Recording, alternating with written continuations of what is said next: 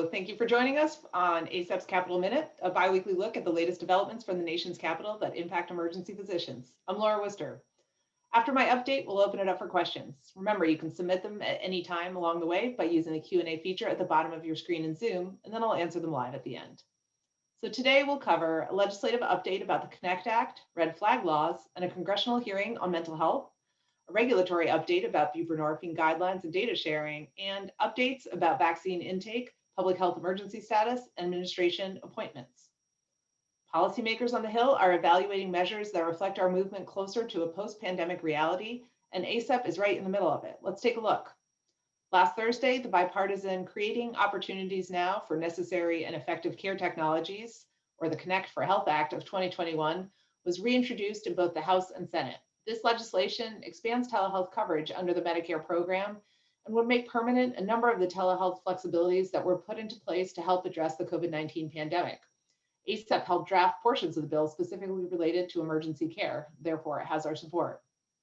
This legislation would permanently remove the geographic restrictions for telehealth services and expand the originating site definition to include the home and other appropriate sites. The bill also removes restrictions for emergency medical care services and would require CMS to better consider its process for determining how telehealth can improve access to care. This is just one of many ways that ACEP is working to improve access to care for you and your patients across the country. On April 28th, the Senate Health, Education, Labor, and Pensions, or Health Committee, held a hearing to discuss lessons learned from efforts to address mental health and substance use disorders during the pandemic. Several bipartisan bills were discussed during the hearing, including the ACEP-supported Mainstreaming Addiction Treatment, or MAT Act, and the Dr. Lorna Breen Healthcare Provider Protection Act, where the ACEP-led coalition support letter of 32 national medical and healthcare organizations was inserted into the record.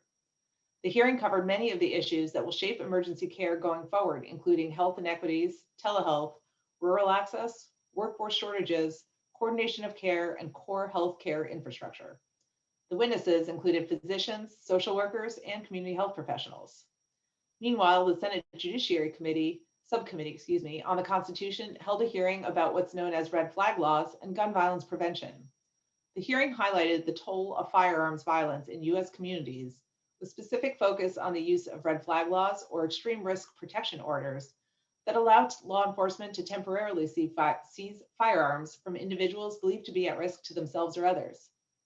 Some commentary in the hearing also noted the challenges that law enforcement officials have in carrying out red flag laws, including a lack of appropriate resources. ACEP continues to monitor congressional activity on firearm safety and injury prevention legislation that's in line with existing ACEP policy as these discussions continue. Later that same day, the House Energy and Commerce Health Subcommittee held a hearing entitled The Long Haul, Forging a Path Through the Lingering Effects of COVID-19. The hearing focused on the long-haul COVID symptoms that continue or appear weeks and months after an initial COVID-19 infection.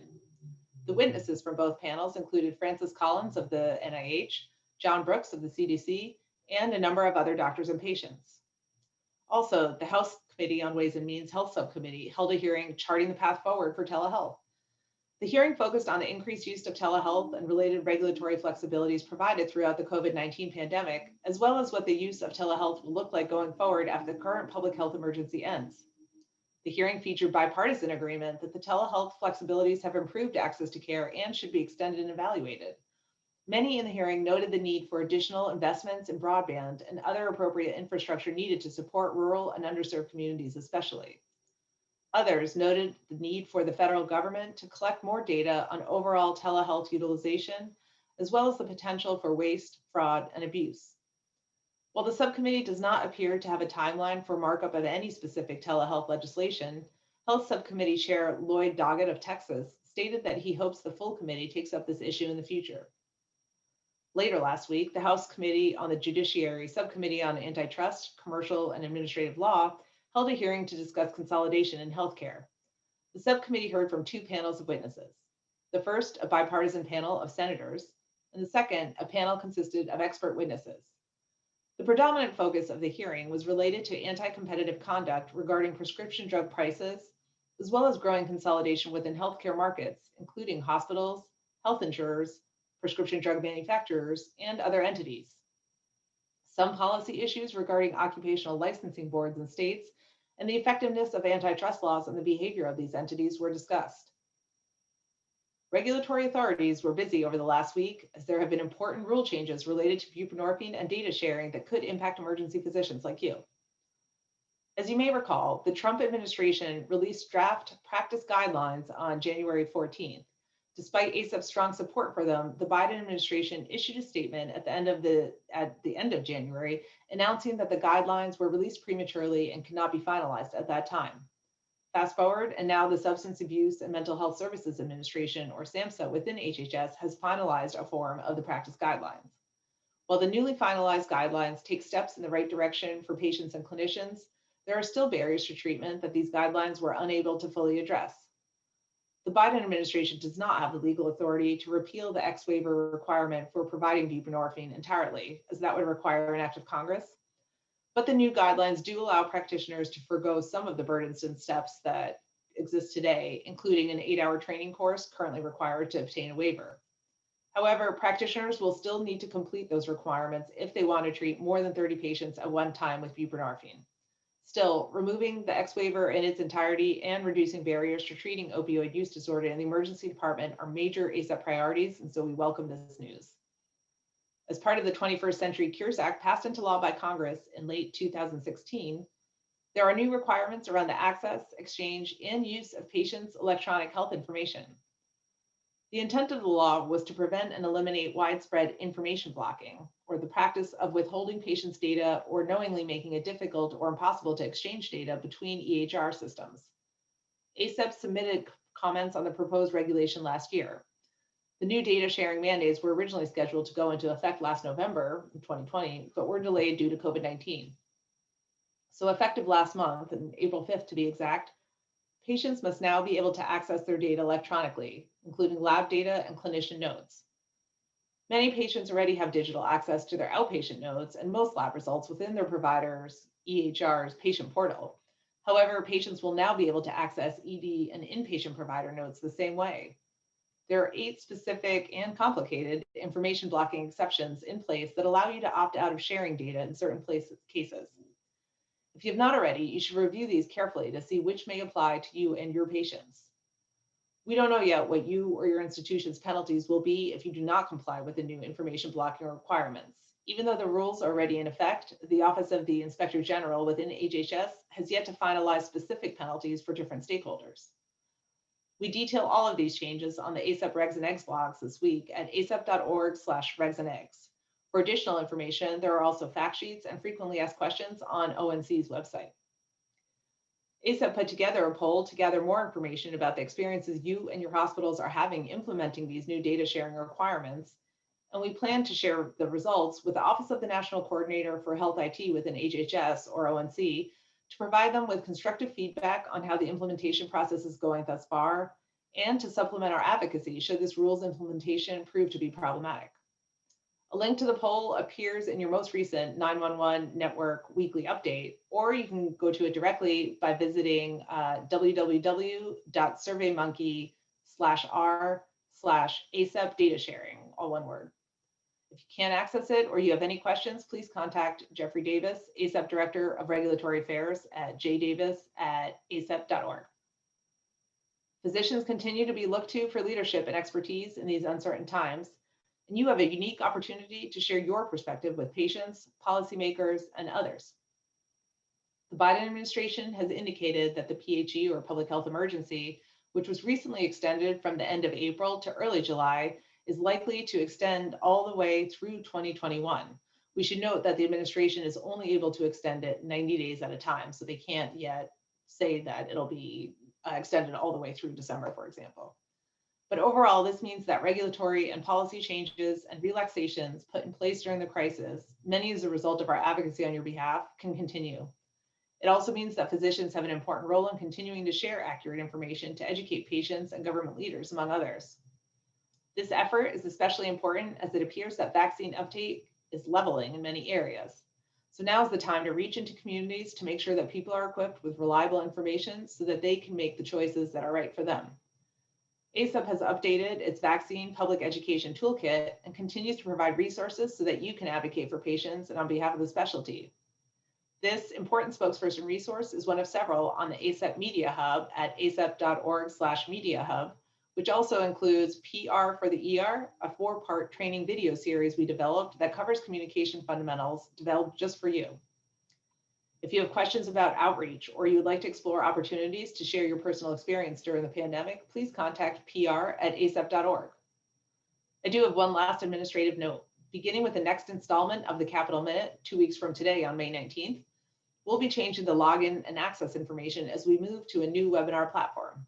We will be sure to notify everyone and post the details of the new link with additional information on our newly improved ACEP Advocacy Action Center, which can be found at acep.org, and just scroll over to Federal Advocacy and you'll be able to navigate to it.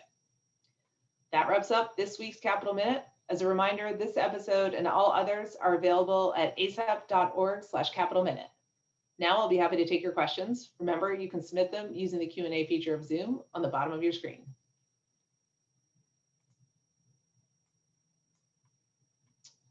Question, what is the status of the Breen bill? Will we see it passed? So we're really hopeful that we'll see this passed.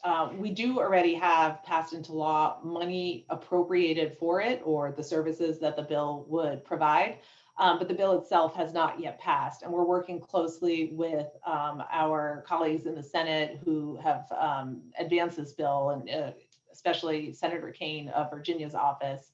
And we're working to really keep up the drumbeats on that.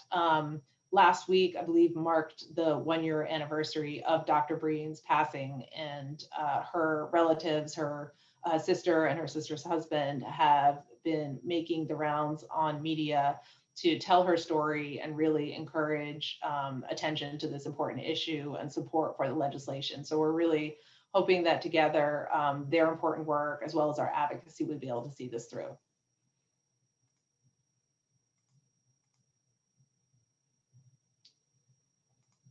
Another question, do you think other entities, hospitals, credentialing bodies, et cetera, seem like they are going to make changes necessary to prioritize physician mental health? If not now, when? You know, I really hope so. And I agree, pretty much now really is the time. I imagine certainly on the hospital side, they've probably had their hands full. A lot of hospital administrators, just keeping up with COVID surges or preparing for the next one. But as things start to calm down, we would certainly hope that they start to pay more attention to this. And I think that's something that ACEP can play a role in increasing some attention and maybe even pressure on the hospitals to do something. And the same goes for credentialing bodies. I know we've had good discussions with the Joint Commission on this. They feel that this is a really important issue. So I think we can see what can be done in the future to really keep this moving. Another question, you mentioned red flag laws. How would you characterize ACEP's approach to these very controversial conversations about firearms? Yeah, I mean, so our conversations about this are always, what we use to guide those are the ACEP policy, which was passed by the ACEP Council and then approved by the ACEP board. But, it's important to remember that the ACEP Council is the one that that process developed and passed the policy, and that's what we follow. And so that's a representative distribution of emergency physicians from across the country, just like you. So all differing views and perspectives and party affiliations go along with that. And so that's really why we stick to that policy, because we know that that reflects the collective view of the emergency medicine and many emergency physicians. And so as a result, as part of that policy, it does support some red flag laws being put into place or being further enabled. And so that's something that ACEP has advocated for, within certain reasonable restrictions and boundaries for that. So, but overall, that's really what guides our advocacy on firearms injury prevention. That is a really difficult issue, and there's a lot of viewpoints out there on it. But I would encourage anyone to take a look at that. You can see the compendium of ACEP policy at acep.org and see the exact wording of it and see what else it covers in addition to addressing red flag laws. Another question. Is improving telehealth the most important thing we can do to improve rural access? I mean, I don't know that it's the most important thing. I think there has to be kind of a collective effort and there have to be several factors addressed at once. I think only addressing telehealth would not solve a lot of the problems that rural areas have in terms of access. You would still need a sufficient number of clinicians to treat the patients in person, and you would need hospitals or some other location at which to treat them. And as many of us know, that it's really difficult. It's growing more and more difficult for hospitals, especially smaller hospitals in rural areas, to stay open. So I think that needs to be addressed. Otherwise, there isn't any place for these patients to be treated via telehealth. But that being said, I think telehealth is a really important factor as part of an overall solution, because it can ensure that those in rural areas still have access to specialists when they need them most, and for more kind of critical needs that may not normally be covered by a specialist in that area. You mentioned congressional concerns about healthcare consolidation. Is there a sense that this will lead to legislation that could impact EDs? I think we're a really long ways away from that. I think there would be a number of steps that would happen before it would get to that point. Never say never. Learned that a long time ago in DC, but I do think there is growing attention being paid to the issue of consolidation, but I don't think there is anything close to a consensus or even partial consensus on how to solve it. So right now it's more a matter of examining the issue. We may see some legislation that attempts to address it, but I think those would be less likely to be, I think they'd be more likely to be kind of smaller, narrower pieces, rather than, let's say, a committee, trying to move legislation into law and going through the whole process. Again, I could be off on this. That's just my initial sense. I think part of the issue would be that, we have the surprise billing law, that the No Surprises Act that was passed into law by Congress at the end of December. Implementation of that begins January 1st, at which point balance billing of patients will no longer be allowed for things like emergency care. And so I would guess that Congress would want to let that kind of play out for at least a bit to see if that addresses some of the concerns that sometimes get, kind of consolidation is pointed to as like kind of the base cause of some of these concerns. But if the surprise billing law, I think, helps address some of the patient issues around this, that might have Congress kind of step back from necessarily doing some kind of consolidation legislation that would impact emergency departments. Another question is, what are the next steps with respect to elimination of the X waiver? So in terms of next steps, we do have legislation in Congress that can eliminate it. As I said, the Biden administration can't eliminate the X waiver. It's all together. That would require an act of Congress. And so the next step is to see if we can get Congress to do that. And we do have legislation already that's introduced in this Congress. That's the MAT Act I mentioned earlier, that just went through the Senate Help Committee hearing. And so that's a great step. I think that shows attention to the issue. We tried to kind of amplify the announcement. We tried to use the announcement of the updated buprenorphine guidelines that the Biden administration just put out as an opportunity to emphasize the need for further action. So we put out a press release noting that this was a really important first step and it will help patients, but to really be completely effective, we just need to get rid of the X waiver altogether. And we call on Congress and we urge Congress to go ahead and do that. So that's something we'll be talking a lot more about, I think, over the next few months, and trying to see if we can build up some pressure. I know there's other organizations that are also advocating for this. I think I just saw another congressional sign-on letter that's probably going to go around on this issue. And so we'll definitely be taking a look at other ways we can either participate in that or other things we can do to get Congress to repeal the waiver. Another question, Any sense of timing for when there might be more clarity on the data sharing, on the requirements or penalties related to data sharing? I don't actually have a sense of that yet. I imagine, so the Office of National Coordinator did reach out to us a couple months ago and asked to have a meeting with us, and we met with them because they were interested in what we're hearing from our members with regards to implementation of these new data blocking rules.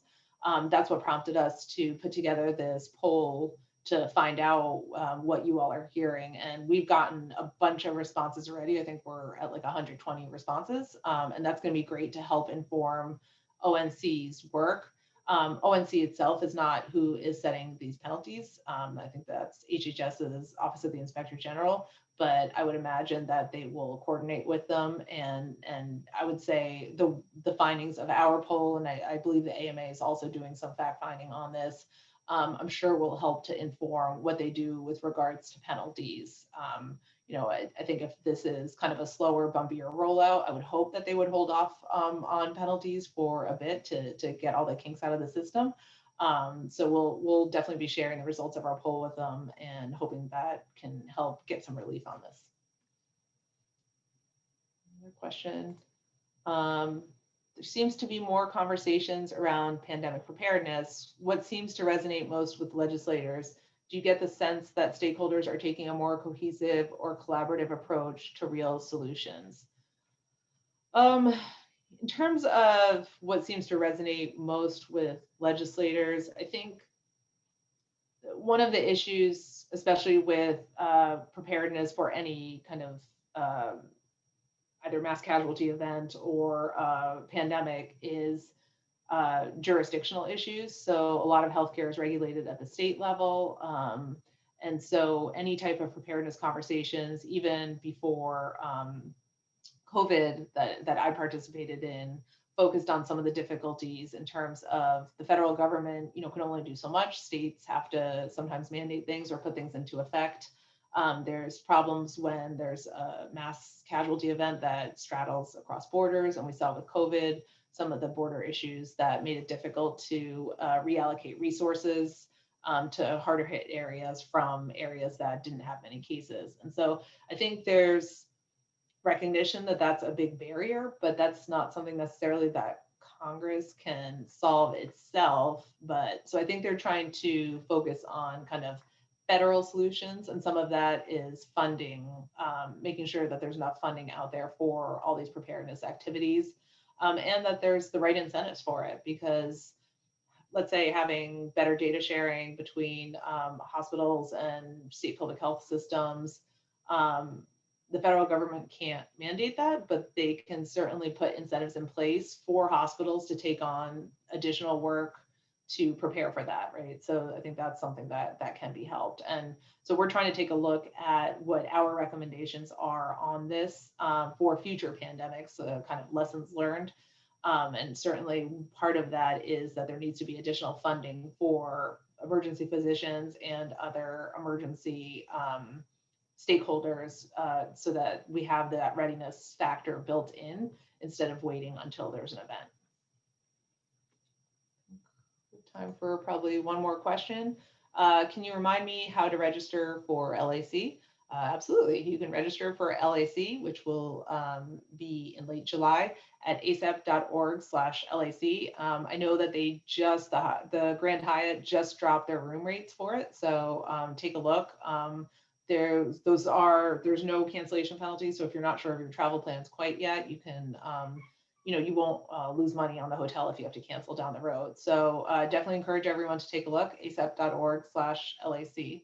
And with that, we're going to wrap up, and I will see you all in 2 weeks. Keep an eye out for an email with the new login information for that new platform that we're moving to, or just go to acep.org's Advocacy Action Center. Thanks again.